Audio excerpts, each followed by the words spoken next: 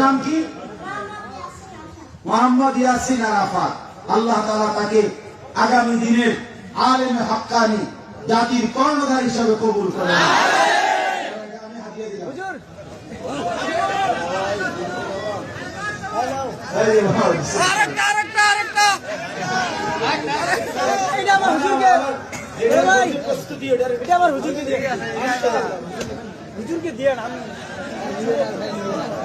ভাই যুবক ভাইদের প্রতি ওটা আহ্বান, আপনার হাতে শরীরে দিয়ে হুজুরকে বের হওয়ার রাস্তা করে দেন।